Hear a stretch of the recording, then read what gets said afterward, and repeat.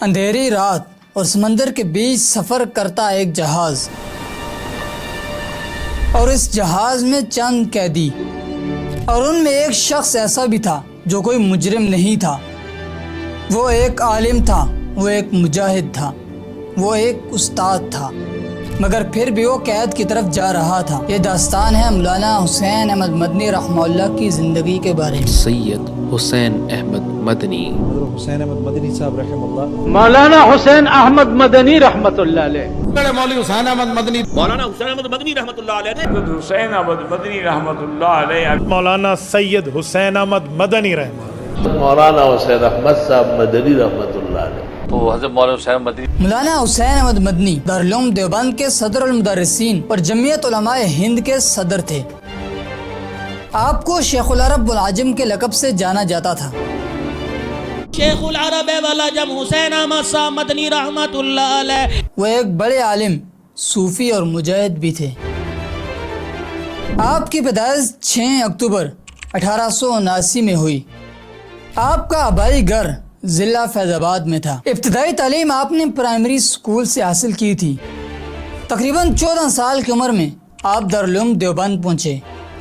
یہاں آپ نے میزان اور صرف سے تعلیم شروع کی۔ حضرت شیخ الہند مولانا محمود الحسن رحمہ اللہ آپ پر خصوصی شفقت فرماتے تھے۔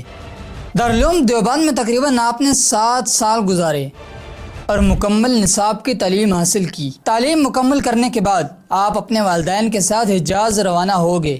ہجرت سے پہلے آپ نے حضرت گنگوئی سے ملاقات بھی کی تھی۔ ان کی ہدایت پر مکہ مکرمہ میں حضرت شاہ عبد الرحیم مہاجر مکی رحمہ اللہ سے خصوصی برکت حاصل کی تھی۔ اس کے بعد آپ مدینہ منورہ میں مقیم ہو گئے۔ یہاں آپ نے مسجد نبوی میں 12 سال تک حدیث کی تدریس کی۔ مالی مشکلات کے باوجود بھی آپ روزانہ طویل وقت تدریس میں گزارتے تھے۔ آپ کے دروس و حدیث مسجد نبی میں بہت مشہور تھے۔ اسی دوران آپ نے ہندوستان کے بھی کئی سفر کیے۔ 1911 میں دارالعلوم دیوبند میں 1 سال تدریس بھی کی۔ 1915 میں آپ نے حضرت شیخ الہند کے ساتھ ترکی کے وزراء انور پاشا اور کمال پاشا سے ملاقات بھی کی۔ یہ ملاقات ایک انقلابی منصوبے کے بارے میں تھی۔ عربوں کی بغاوت کے بعد حضرت شیخ الہند کو گرفتار کر لیا گیا۔ مولانا مدنی بھی ان کے ساتھی تھے۔ اسی وجہ سے انہیں بھی جنگ کے قیدی کے طور پر جزیرہ مالٹا میں قید کیا گیا۔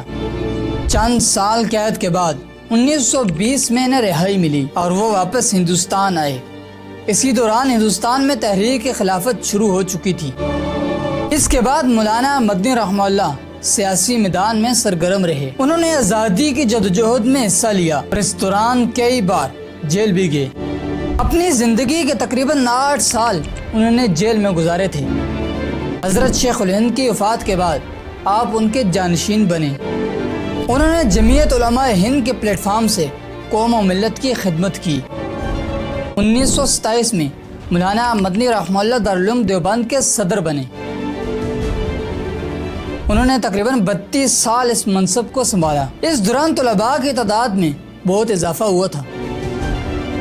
1957 میں آپ کی وفات ہوئی۔ آپ کے طلباء برصغیر کے مختلف علاقوں میں پھیل گئے اور دین کی خدمت میں مصروف ہو گئے۔ 150 سے زیادہ طلباء نے آپ سے خلافت اور اجازت لی۔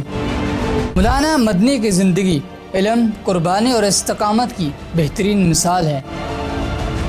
انہوں نے تعلیم، سیاست اور دین کی خدمت میں اپنی پوری زندگی وقف کر دی تھی۔